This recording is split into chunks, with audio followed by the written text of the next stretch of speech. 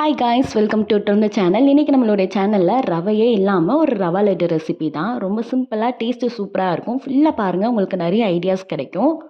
நான் இன்றைக்கி ஒரு அரை கப் அளவுக்கு சீனி எடுத்திருக்கேன். சீனி வேண்டாம்னு நினைக்கிறவங்க நாட்டு சர்க்கரை எடுத்துக்கோங்க. அது கூட ஒரே ஒரு ஏலக்காய் ஆட் பண்ணிவிட்டு நல்லா பவுடராக அரைச்சிக்கலாம். நான் இன்றைக்கி டீக்கு வந்து ஏலக்காய் தட்டி வச்சுருப்போம்ல, அந்த ஏலக்காவே போட்டு நல்லா பவுடராக அரைச்சிக்கிட்டேன்.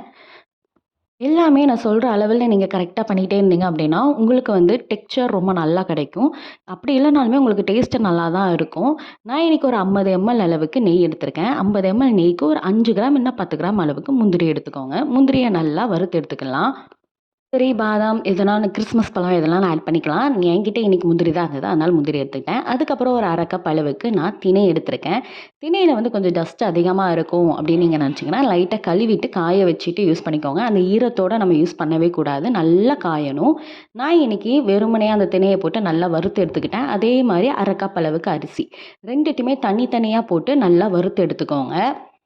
அது 2மே நல்லா ஆறட்டும். இதுதான் மெயின் இன்கிரீடியன்ட். இதில் நம்ம திணை, அரிசி அந்த 2த்தையுமே ஆட் பண்ணியிருக்கிறதுனால உங்களுக்கு வந்து ரவையோட டெக்ஸ்சர் நல்லா கிடைக்கும். திணை ஆட் பண்ணியிருக்கிறதுனால அதோட ஃப்ளேவர் வந்து உங்களுக்கு ரொம்பவே சூப்பராக இருக்கும். இத அரைக்கிறது எல்லாமே ஈஸி. ஆனா கடைசியில உருண்டை பிடிக்கிறதுக்கு ஒரு சின்ன ஒரு ட்ரிக் இருக்கு. அது அப்புறமா நான் சொல்றேன். இப்போ வந்து இத நல்லா பவுடர் பண்ணி எடுத்துக்கோங்க. ரொம்ப பவுடர் பண்ண வேண்டாம். ஒரு 90% நீங்க பவுடர் பண்ணா போதும். ரொம்ப மாவா ஆக்கக்கூடாது. மாவா ஆயிடுச்சு அப்படின்னா, உங்களுக்கு மாவு உருண்டை மாரி ஆயிரும். உங்களுக்கு வந்து ரவை உருண்டை மாரி இருக்காது. அதனால ஒரு 90% நல்லா கொர கொர லைட்டா கொர கொரன்னு அரைச்சு வச்சுக்கோங்க. அப்பனா உங்களுக்கு கரெக்ட்டா இருக்கும். பாருங்க எப்படி கொர கொரன்னு இருக்குன்னு. இப்போ இது கூட நம்ம அரைச்சு வச்சிருந்தோம்ல சீனி, அத வந்து ஆட் பண்ணிக்கலாம். எதுக்கு நான் ஃபஸ்ட்டே சீனி பவுடர் ஆக்கி இது கூட ஆட் பண்றேன் அப்படின்னா, இது கூட நீங்க ஆட் பண்ணி மிக்ஸ் பண்ணிட்டீங்க அப்படின்னா, ஃபஸ்ட்டு உங்களுக்கு டேஸ்ட் வந்து செக் பண்ணிக்கலாம். சீனி அதிகமா இருக்கா, கம்மியா இருக்கான்னு பார்த்துக்கலாம்.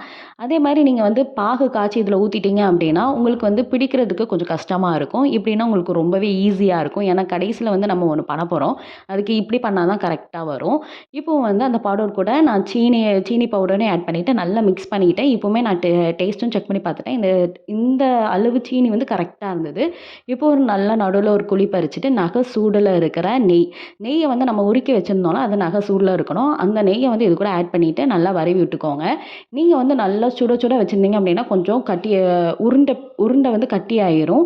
ஆனா நீங்க அப்படி பண்ணாம நகை சூடுல இருந்தா தான் உங்களுக்கு வந்து உதிரி உதிரியா கிடைக்கும். இல்லைன்னா கட்டிய கல் மாரி ஆயிரும் உங்களுக்கு. இது எல்லாத்தையுமே நம்ம வறுத்து தான் அரைச்சிருக்கோம். இப்போ நெய்யும் ஊத்தி நல்லா வரவி விட்டாச்சு. பாருங்க எப்படி உதிரியா இருக்குன்னு. கடைசியில வந்து காய்ச்சி ஆற வச்சிருந்த பால். அத கொஞ்சம் கொஞ்சமா ஆட் பண்ணி நல்லா வரவி உருண்டை பிடிச்சு எடுத்துக்கோங்க. நம்ம இது கூட கேஷ்யூ நட்ஸ் வந்து என்ன பண்ணிருங்கன்னா, கொஞ்சம் கேஷ்யூ நட்ஸ நல்லா உடைச்சு இதுக்குள்ள போட்டுக்கோங்க. மிச்சம் ஒரு 4, 5 கேஷ்யூ நட் முழுசா இருக்கிறத நம்ம நவுத்தி வச்சிடலாம். ஏன்னா அத உருண்டை பிடிச்சிட்டு மேல வந்து நம்மளுக்கு அலங்காரத்துக்கு வைக்கிறதுக்கு ரொம்ப நல்லாயிருக்கும். இப்போ பாருங்க நல்லா உருண்டை பிடிச்சு எடுத்துக்கிட்டேன்.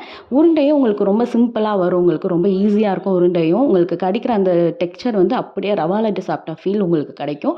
திணையோட ஃப்ளேவர் இன்னும் உங்களுக்கு ரொம்பவே சூப்பரா உங்களுக்கு என்ஹான்ஸ் பண்ணி கொடுக்கும். இதே மாதிரி நம்மளோட சேனல்ல ரவை யூஸ் பண்ணாமே ஒரு ரவா லட்டு ரெசிபி ஏற்கனவே அப்லோட் பண்ணியிருக்கேன். அதோட லிங்க் கீழே டிஸ்கிரிப்ஷன்லையும் மேலே கார்ட்லையும் நான் உங்களுக்கு கொடுக்கேன். நீங்களும் இதை ட்ரை பண்ணி பாருங்கள். வேலை சுவை நாட்டியம் வரும். ட்ரை பண்ணிவிட்டு எப்படி இருந்ததுங்கிறத கீழே கமெண்ட் பண்ணிடுங்க. உங்களுக்கு இந்த வீடியோ பிடிச்சிருந்ததுன்னா லைக் பண்ணிடுங்க. தேங்க்